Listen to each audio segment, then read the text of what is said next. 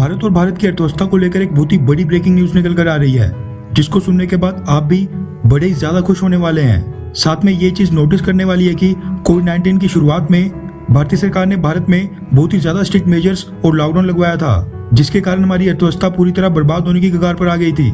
लेकिन अब खुशी की बात यह है कि हमारी अर्थव्यवस्था उतनी ही तेजी से रिकवर करने जा रही है।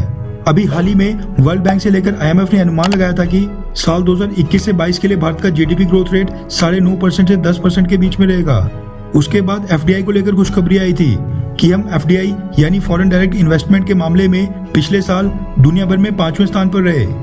उसके बाद फिर हमारे फॉरेन एक्सचेंज रिजर्व से संबंधित बहुत ही बड़ी खुशखबरी आई थी, जिसके तहत हमारे फॉरेक्स रिजर्व्स इतिहास में पहली बार $600 बिलियन के पार चले गए थे और हमने रशिया को भी पीछे कर दिया था।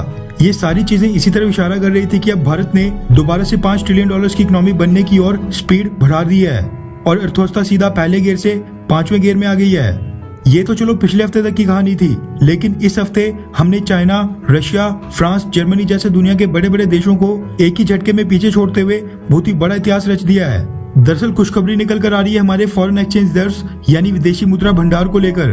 RBI ने पिछले कल देर शाम को 30 जुलाई को खत्म हुए हफ्ते का विदेशी मुद्रा भंडार का आंकड़ा देश के सामने रख दिया है, जिसके मुताबिक पिछले मात्र 7 दिनों में ही देश के फॉरेक्स रिजर्व्स $9.4 बिलियन बढ़ गए हैं। जी हाँ, बिल्कुल ठीक सुना आपने।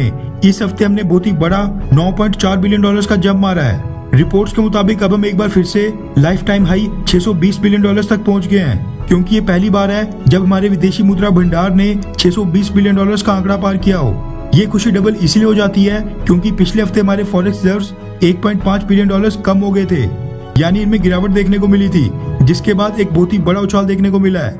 $620 बिलियन इतनी बड़ी रकम होती है कि अगर किसी कारण से भारत के पास अगले कुछ महीनों तक विदेशी पैसा ना भी आए, तब भी हम अपने 1.5 साल का इंपोर्ट बिल बैठे बैठे चुका सकते हैं। अगर देश किसी युद्ध जैसी स्थिति में फंस गया तो हम इस पैसे का इस्तेमाल रातों रात हथियार, फाइटर जेट या गोला बारूद खरीदने के लिए कर सकते हैं।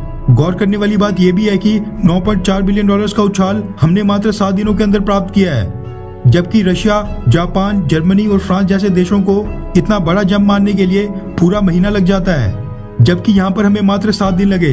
$9.4 बिलियन का उछाल भारत का इतिहास का सबसे बड़ा जंप है या फिर नहीं, ये तो हमने काफी रिसर्च की, लेकिन हमें डेटा नहीं मिल पाया। लेकिन ये चीज तो बिल्कुल श्योर है कि ये उछाल विदेशी मुद्रा भंडार के मामले में भारत के सबसे बड़े उछालों में से एक होगा।